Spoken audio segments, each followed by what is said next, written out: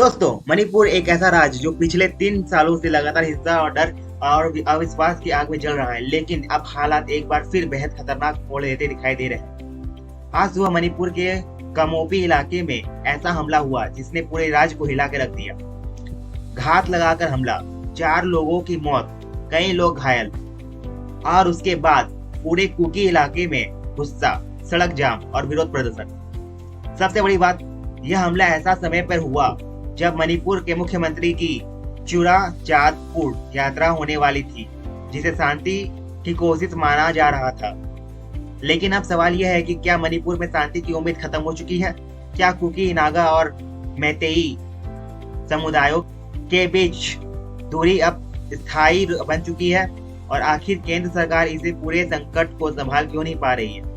आज की इस वीडियो में हम आपको जमीनी रिपोर्ट, पूरे घटनाक्रम, इतिहास, राजनीति और भविष्य सब कुछ आसान भाषा में समझाएंगे, तो वीडियो को आखिरी तक जरूर देखिए। आज सुबह मणिपुर के कमोपी इलाके के कुकी समुदाय के कुछ लोग यात्रा कर रहे थे। बताया जा रहा है कि इसके धार्मिक और सामाजिक नेता भी शामिल थे। ये लोग एक कॉन्फ्रेंस अटेंड करने के वापस लौट रहे थे, लेकिन रास्ते में उन पर घात लगाकर हमला कर दिया गया। कुकी संगठनों का दावा है कि इस हमले में 4 लोगों की मौत हुई और कई लोग घायल हुए। इसके बाद चुराचांदपुर समेत कुकी बहुल इलाकों में तुरंत विरोध प्रदर्शन शुरू हो गया। सड़कों पर बैरिकेड लगा दिए गए, नेशनल हाईवे ब्लॉक कर दिया गया और लोगों ने अनिश्चितकाल बंद का ऐलान कर दिया। अब यहाँ समझने वाली बात यह है कि मणिपुर में सड़कें सिर्फ सड़कें नहीं है, ये समुदायों के बीच भरोसे और नियंत्रण की लड़ाई बन चुकी है। कई इलाके ऐसे हैं जहां एक समुदाय को दूसरे समुदाय के इलाके में होकर गुजरना पड़ता है और इसी वजह से लोग वैकल्पिक जंगल रास्तों का इस्तेमाल कर रहे हैं। लेकिन हमला वहीं हुआ, यानी अब कोई भी रास्ता सुरक्षित नहीं माना जा रहा। अब अगर आपको मणिपुर का पूरा संकट समझना है तो आपको 3 समुदायों को समझना होगा। पहला मैतेई, दूसरा कुकी और तीसरा नागा।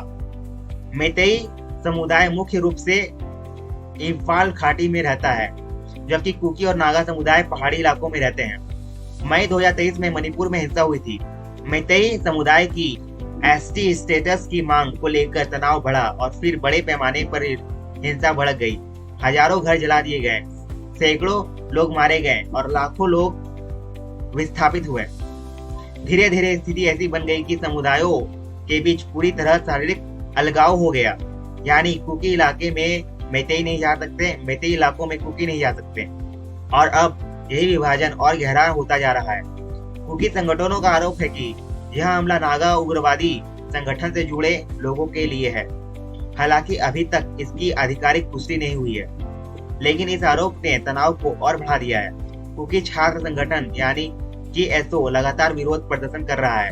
उनका कहना है कि सरकार पिछले 3 सालों से उनकी सुरक्षा सुनिश्चित करने में विफल रही है। उन्होंने अलग प्रशासन की मांग की, यानी अब यह मामला सिर्फ सुरक्षा का नहीं, राजनीतिक अलगाव का पहुंच गया है। कई कुकी संगठन चाहते हैं कि उन्हें अलग यूनियन टेरिटरी या अलग प्रशासनिक व्यवस्था दी जाए, और यही बात मणिपुर की राजनीति को बेहद जटिल बना देती है। अब बात करते हैं सबसे बड़ी राजनीति मुद्दे की। 15 तारीख को मणिपुर के मुख्यमंत्री की चुराचांदपुर यात्रा प्रभावित हुई।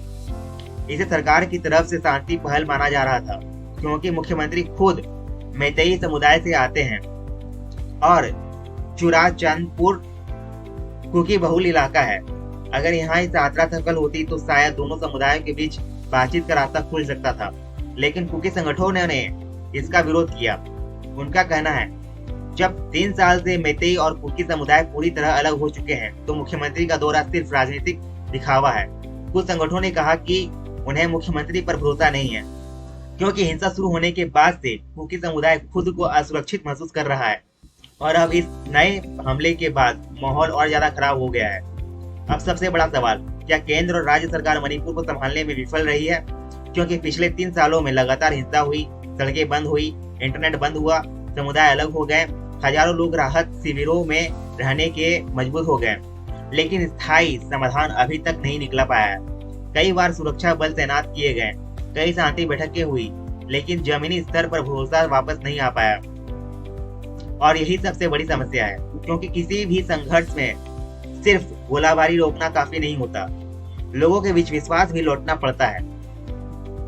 लेकिन मणिपुर में आज स्थिति ऐसी हो चुकी है कि जहां लोग एक दूसरे के इलाके में जाने से डरते हैं। सबसे ज्यादा नुकसान किसका हुआ? आम लोगों का। छात्रों की पढ़ाई प्रभावित हुई, व्यापार बंद हो गया, लोगों की नौकरियां चली गई और पूरा राज्य मानसिक तनाव से गुजर रहा है। वीडियो में दिखाई दे रहे हैं कई युवा छात्र हैं, कोई पीएचडी कर रहा है, कोई कॉलेज से निकला है, यानी एक पूरी पीढ़ी हिंसा और असुरक्षा के माहौल में गुजर रही है।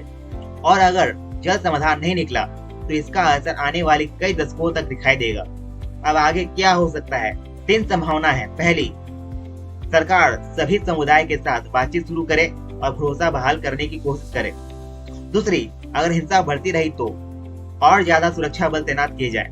तीसरी, अगर राजनीतिक समाधान नहीं निकला तो अलग प्रशासन की मांग और तेज हो सकती है। यानी आने वाले कुछ महीने मणिपुर के लिए बेहद महत्वपूर्ण होने वाले हैं। तो दोस्तों, मणिपुर सिर्फ एक राज्य का संकट नहीं, ये सवाल है कि क्या भारत अपने ही लोगों को भरोसा वापस नहीं ला पाया? क्या 3 साल पुरानी हिंसा का अंत होगा या आने वाले समय में हालात और ज्यादा खराब होंगे? आपकी राय क्या है? क्या सरकार सही कदम उठा रही है या मणिपुर को नए राजनीतिक समाधान की जरूरत है? कमेंट करके जरूर बताइए। अगर वीडियो पसंद आया तो लाइक करें, चैनल को सब्सक्राइब करें और बेल आइकन जरूर दबाएं। मैं हूं आकाश, मिलते हैं अगले वीडियो में। जय हिंद।